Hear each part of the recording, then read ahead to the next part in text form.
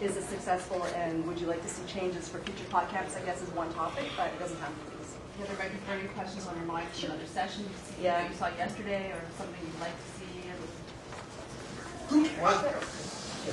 One thing I'd like to kick around, because I'd like to get other people's opinions of it and see if other people have deconstructed it differently, is Bill and Will and I were talking on Twitter the other day about the patent announcement by Apple for the new kind of podcast structure. And the way that I decode the patent, and I may be completely wrong, but I think I'm on the right track, is essentially what they seem to be suggesting is a increased granularity of podcast, so that in GarageBand now you can create chapters in podcasts, and so that you're sort of breaking down your XML data so that you're basically creating a modular podcast in some senses.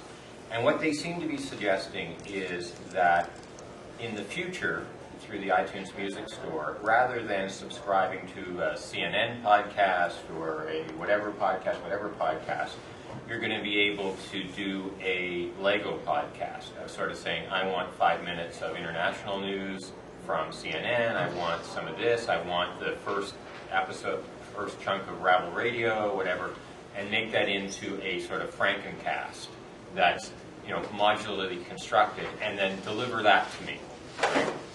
So that's pretty interesting, if that's the way it's going to work. And it also will mean that you're going to be able to modularly include either voluntarily, or it's just going to happen as part of the mix, some kind of pre, post, or interstitial ad content into that podcast mix as well. So that's a different model. And the other thing that they have got a patent for, and which is an older patent that I think they just updated, is the PodMap notion. And the PodMap idea is the ability to do pseudo turn-by-turn directions on maps based on chaptered podcast feeds. So right now, if you have an iPhone and you do the Google Maps thing, you can get directions. The intent is to associate those turn-by-turn directions by a chaptered podcast that would give you, turn left here, you have arrived at your destination, you just passed the Tim Hortons, you moron, right?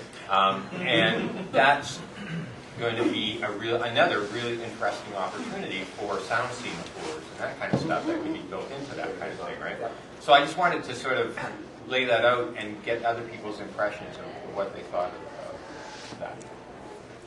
Well, I'm wondering what's going to happen with all these different platforms, and what's really appealing about the iPod way that you can produce podcasts is to be able to have those chapters and all this functionality. But the thing is, if you produce for Mac and for iPod, it's not going to work on a whole bunch of other kinds of devices. So I'm just really wondering. You can do it a couple of different ways. If it's a chaptered audio, it's likely going to be ABC, which is, unless you start licensing that to somebody else, which they haven't wanted to do yet. So how are we going to create our podcasts with all these different platforms so that everybody can receive them regardless? Happy to sell you. And there's another problem. There's another problem potential problem to what that model, because I've seen some of these things like you can chapterize and slice and dice and do all these great things. One of the strengths that podcasting, I think, has had to date is that, turn on a microphone and go. And if you can figure out how to publish a blog, link an MP3 file, and you're set up to create your enclosure, you're good to go. All the chapter cutting and all that sort of stuff. I think that there's a niche audience for people who are going to want to sit there with their content and go, okay, this little 2.5 minute chunk is going to be interested to people who are going to categorize their interest as international world news, whatever. I think that there's opportunities there for a small number of content producers, but I think the things that are taking off in terms of being, I guess, general use things that everybody's kind of taking. I come back to Facebook and YouTube because those are the two sort of killer apps in terms of the most people producing the most stuff. And what those two things have in common is it's bloody simple as hell.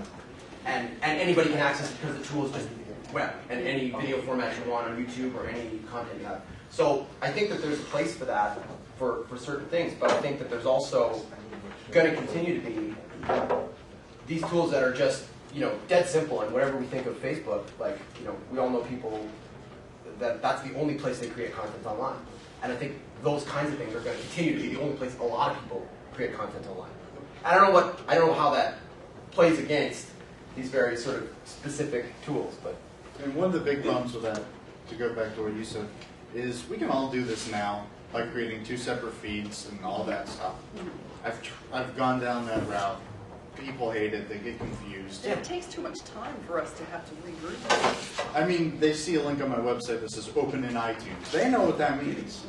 But if you say MP3 or AAC, if you go into a larger audience, and what I find is, especially the non-English speaking audiences, it just doesn't make sense, and it doesn't. It's hard, and people are lazy.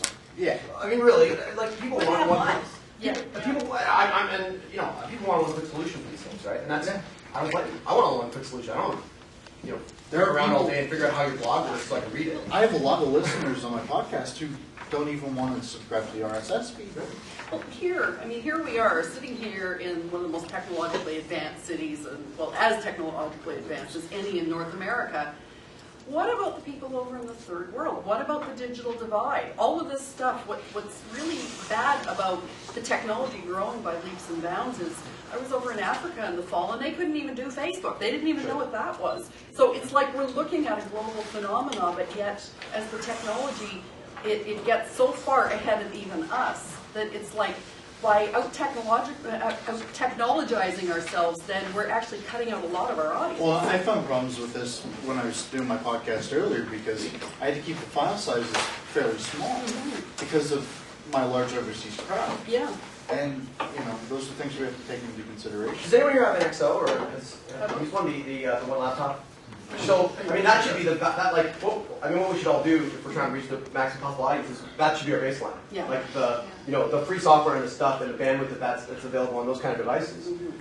Having said that, I think, again, back to Wayne's point, for a savvy audience who wants, their news segmented in little ways and be able to subscribe to it, there's opportunities there too. Yeah. But I think if you're trying to reach the widest possible audience, take the most common denominator of technology and publish for that. But I think, one of the things that I find interesting, and I mean, Apple may do dick all with the idea, and they're not the only ones that have thought about it, but if you look at the progress of podcasting to date, where you've gone from absolutely no ability to granularize and no ability to select, you listen to a radio station and you got whatever you got, or your granularity of choice was changing radio stations. Now you can choose the kind of podcast you get. It's a natural fractal self-similarity across scale to reduce that granularity to within the podcast.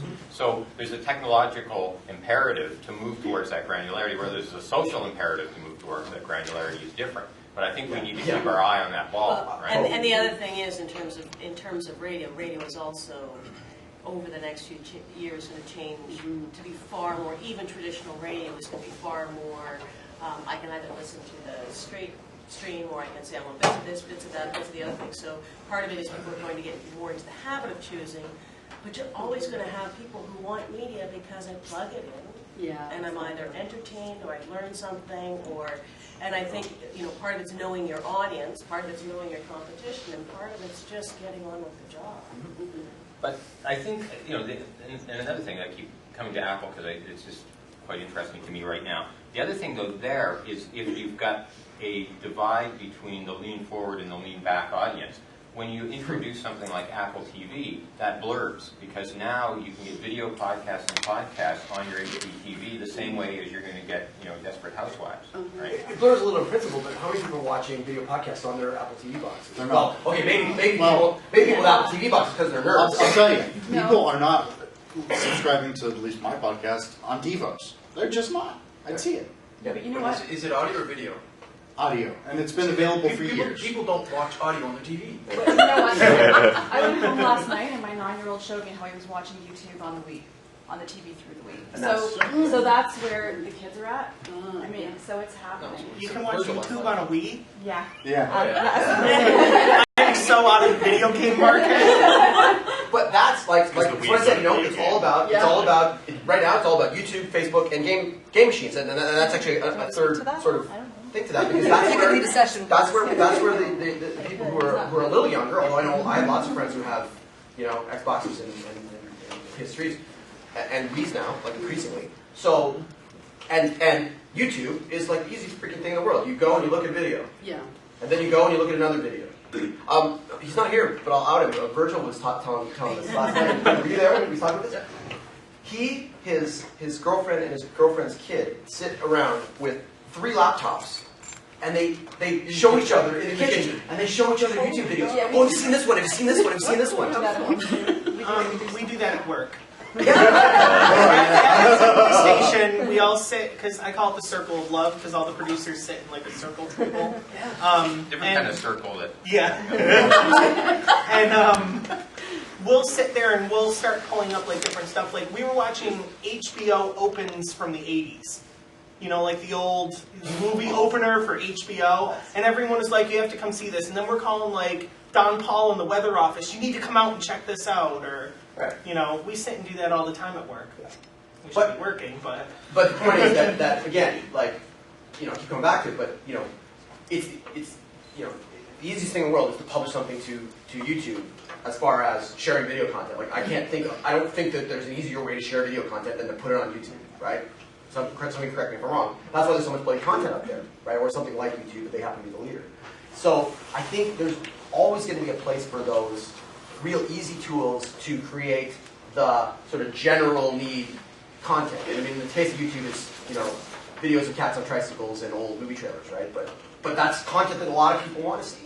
Yeah. But it's also added, like, you can look at the full versions on there, you can look at the, that full version broken down into 16 pieces, and I think almost to your point, what it does is that from a producer's point of view, it can complicate your life to a certain degree, but part of it's how much you choose to participate, part of it's also recognizing, again, who your audience is, but it does give you a lot, from the point of view of a content developer, it gives you huge opportunities to suddenly look at your product differently, and that's where some of it is really cool, because you haven't felt constrained up till now until a new option comes along and you say, oh boy, I felt so constrained before. You know, that there are ways of repackaging and repurposing the things, like there could be repurposing opportunities that don't And to that, if you look at, as for example, Mogulus, one of the cool things about Mogulus is that you can build playlists based on YouTube searches, right? So you can find content. Yeah. So like with Rabble, we've got partnership deals with Working TV, Quantum Shift,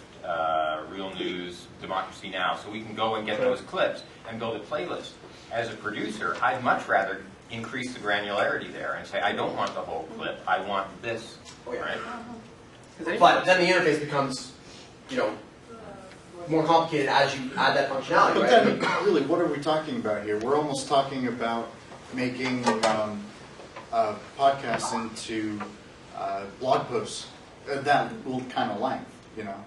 Well, it's funny you say that, actually, because one of the arguments I always make about podcasts is that one of the weird things that happened with podcasting is podcasting really just started as audio, or should have, you know, really began sort of as the idea from audio blogging, right? And then it kind of took on this life of being shows and episodes that we took from radio, really.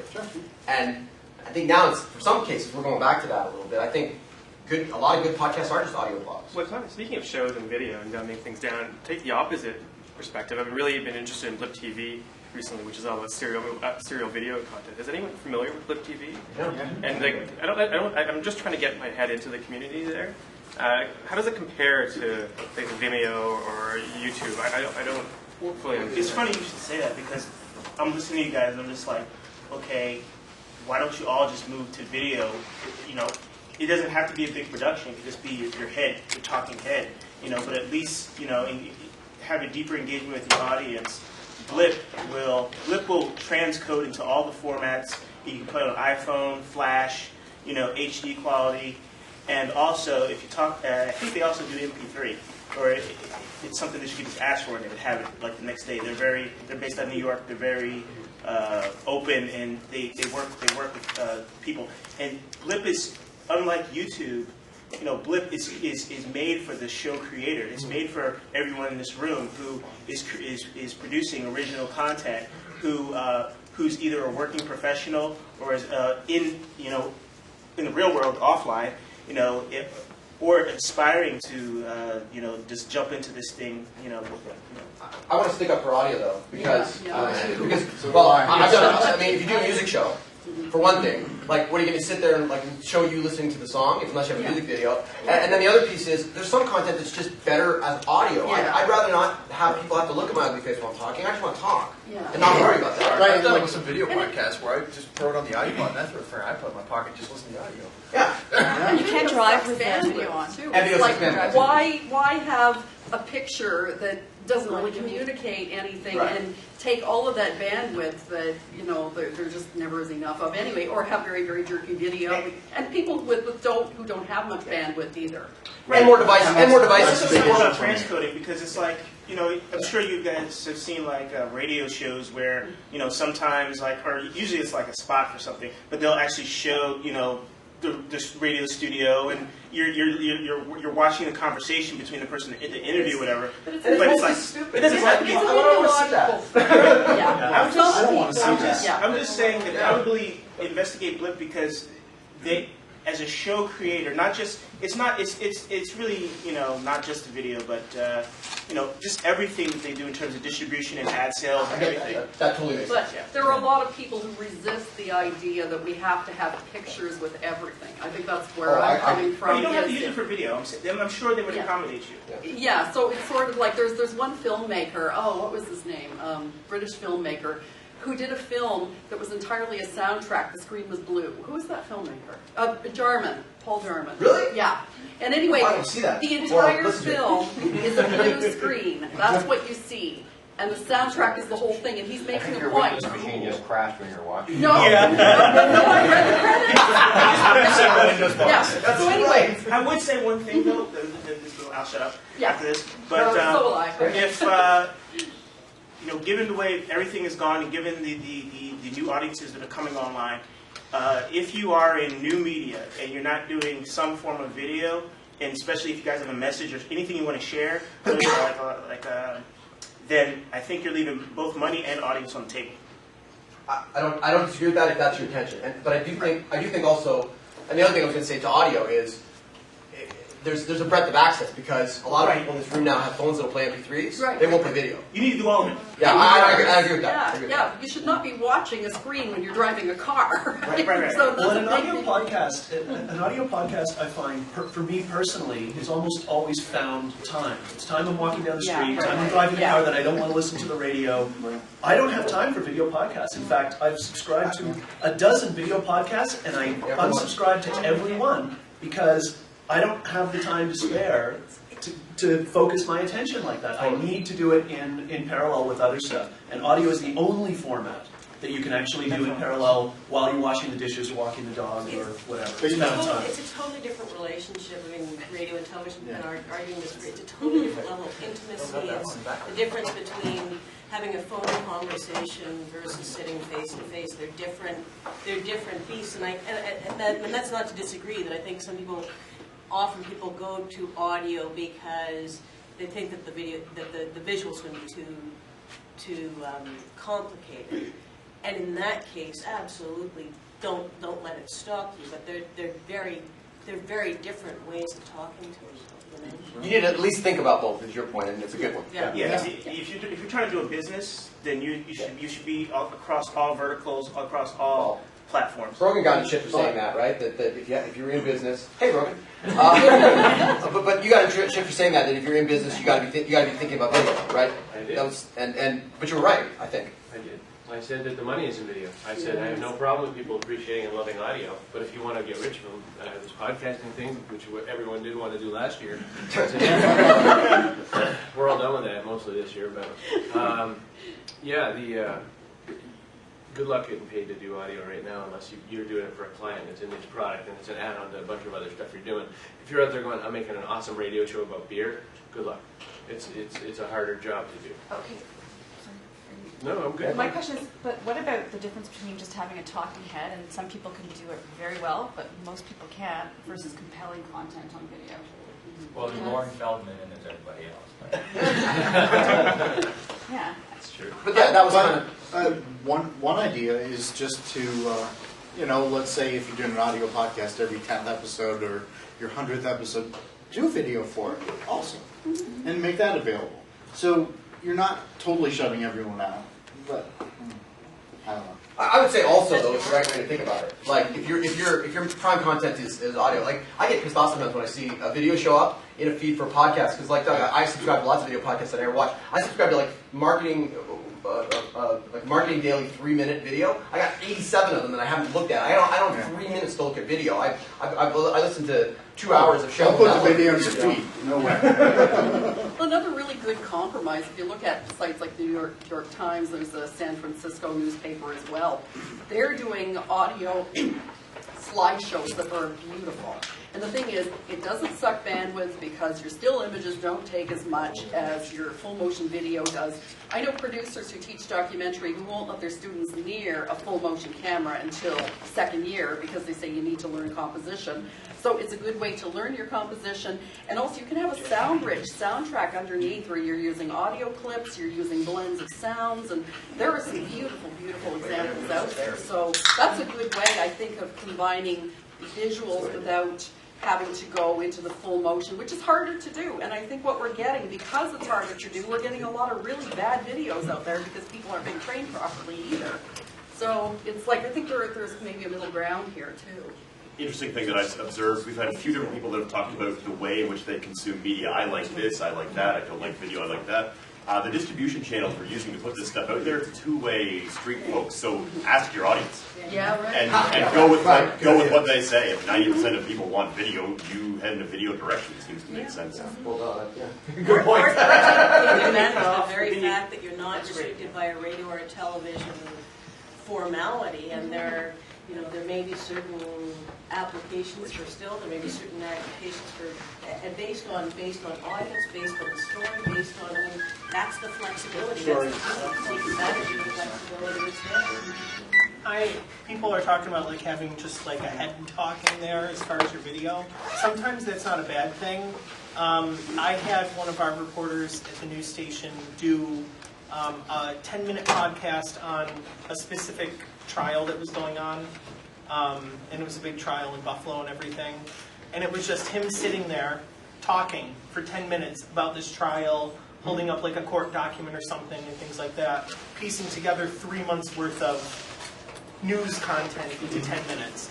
And I had like 20,000 people watch that in just Buffalo. So I mean, and it was just him sitting there talking. It wasn't anything that was high production or anything. But it was the content, right? It was people were interested in that. People were interested in that. Yeah, totally. By the way, guys, say hi to Mitch. Mitch is watching. He's on the camera. We have about, it's 25 to now. The next session starts at 1:45, so maybe give another 5 minutes. If there's anything else people want to talk about, and then we will put the chairs back for the next speaker. Very quick changes. I mean, I think just to kind of wrap what we've been talking about, I mean, I think, it's I always say it's the right tool for the right job. And I mean, you do, I think, to your point and to Chris's point, I think, like, you have to think about video if you're going to think about this as a way of reaching an audience and doing something on the business side. I think it's true that you probably do have to think about audio, and you probably do have to think about good production. But if your content is compelling and you're just putting it out there because you want to share content for whatever purpose, and that's the thing, audio content's great, and I think particularly long-form audio content is the way to do a lot of this stuff if there's not a compelling visual story to go along with it. Watching a talking head, in most cases, with few exceptions, is not all that compelling. And if you're not trying to otherwise, sell it or do other things with it, I think do that as video, do that as audio, and put it out. And I don't think people want to see talking heads for an hour and a half either. No. I mean, why do people go to YouTube? The most viewed videos are people doing stupid stuff. Guys on treadmills, right, exactly. Diet Coke and Mentos, right. Stuff like that. Does anyone have an understanding of the breakdown in audience, like the ratio between a lot of text, audio only, and video? Wow. I think you need to understand those ratios because the video one is the fastest growing one, and the text one has the most advantages for like Google and stuff.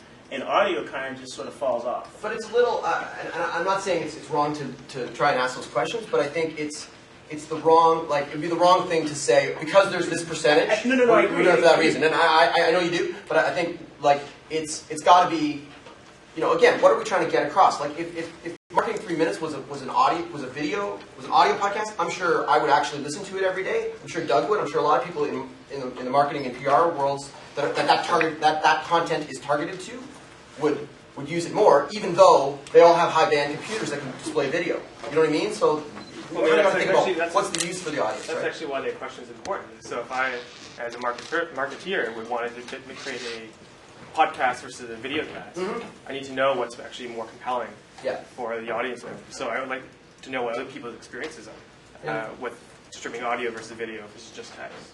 Depends what you're doing. Yeah. If it's Galacticast, I want it to be video because their video is freaking awesome. Well, we also have to keep in mind, too, that we're talking niche audiences anyway. So even though, like, maybe a certain percentage is watching videos, if they're the wrong demographic or psychographic, like, for example, one of the organizations I work with has mostly, like, older people. And the evidence shows that they are listening to the audio podcasts. They're probably more inclined to do that than to watch a little screen like this, on the computer, if it's a video podcast. So not saying that video doesn't have its place, but I don't think we should throw out audio either just because we have pictures now. Well, there's like a big conservative guy, like on Fox, O'Reilly. But look at him. I look at him as a professional. Radio show. He has a TV show. You gotta. Not talk about what he's saying. It's not about what he's saying. But I'm sure for the word professional might be gone. But I'm sure. I don't care what he's saying. I look at how he does it, the execution. But it's like. If you look at that, you got to be multimodal. You gotta, and the format is different versus the TV show versus the radio show. But what gets his audience is he's the top property that Fox has, so they can put whatever resources apply to that, even if it loses a bundle of money, and nobody's watching it. So, I'm personally interested in. I'm going to try changing the subject here. I'm interested in business-to-business case studies that are really working. And does anybody have any profitable or big success stories, business to Well, business? there's ones around specific. I think you're going to find ones around specific kinds of executions, but I don't think you're going to find video versus audio. Or I don't know. You know what? I don't know. I think you have to look. But there's definitely case studies on specific instances of audio being effective, video being effective. Crazy animation, 3D, crazy crap being effective, whatever. You can find case studies to support or all of them, but I think it comes back to the audience, the utility, and the value, right? So kind of along those lines, those of you that do active podcasting regularly, what are the kind of things if you were to add like a 10-second commercial to the beginning or end of your podcast, would your viewers still continue to come and listen? I think we're starting another conversation. We don't you got to sit through it. Yeah. And just fast forward through. Well, thank you very much, everybody. I think we're going to let the next Thanks, guys. set up chairs if people can help move Yes, they still come. And I would have 50 emails the next morning saying how pissed off they were for hearing the damn commercial. But in some shows are commercials. Right.